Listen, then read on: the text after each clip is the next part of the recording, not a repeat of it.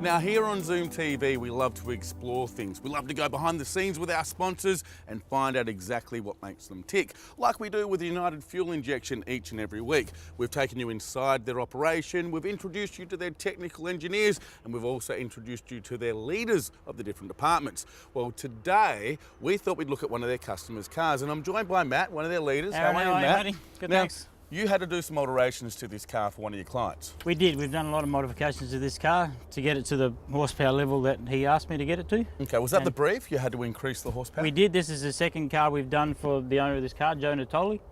The last one we did was 200 rear wheel horsepower. He bought this car and came to me and said, Matt, I want 250. Okay, how about you take me through, pop the bonnet and take me through some of the changes. Absolutely. As you can, I mean, the scoop gives it away. There's something going on under there. Whoa, you can see you've done something here, Matt. Yeah, there's some nice shiny parts in there. I mean, obviously we started by doing a pre-dyno run. It made 110 horsepower at the back wheels. Our brief was 250, so we knew we had to do a lot of changes. So we took the inlet manifold off because it's inefficient for what we wanted. We fitted one of our custom inlet manifolds, custom Mitsubishi TD05 turbos, bigger fuel pump to supply the fuel for the amount of boost, the 28 pound that we're running through this system. And we also needed to fit a larger intercooler to deal with the extra heat load of the engine, the 28 pound of boost.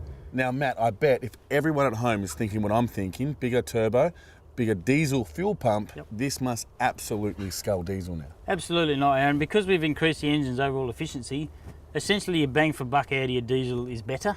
So the fuel economy either stays the same or it's a little bit less. Okay, so it doesn't have to work as hard? No, absolutely not. The engine's doing what it's asked to do so much easier. Now, you know I'd normally believe you, don't you? Yeah. And I'd normally take on everything you say and I'd go home and I'd be a smarter man for it. Absolutely. Well, today I've got the owner of this car sitting in there so I can ask him some questions. Absolutely. All right, well, thank you for your help. No worries, I'm going to go in there and talk to Joe. Thanks. Joe. Aaron. How are you, mate? Good to meet you. How are you? How about you take me for a drive and we go through some of your changes to your car? What do you reckon? Pleasure. Jump in. So Joe, one of the first thing I noticed is you must be into forward driving because your car has been altered all over. The car is set up for tough touring, a lot of tracks and forest work, as well as also getting out into the beach with the family and getting away for weekends. Okay, is that what motivated you to do the alterations to the engine?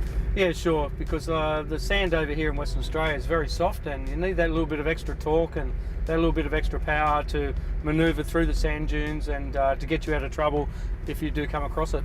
So Joe, you now have over 250 horsepower.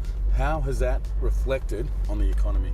Well, Aaron, the economy is now at such a point where we're getting an extra 100 kilometres out of every tank of fuel. We don't have to touch the throttle hardly as much as before because we're not sucking quite as much fuel as what was required in the original setup. Awesome, thanks for your time. Pleasure. So there you have it, straight from a customer's mouth. Now, if you would like to add torque or efficiency to your four-wheel drive, make sure you drop in and see the professionals at United Fuel Injection. For more info, go to zoomtv.com.au and follow the links.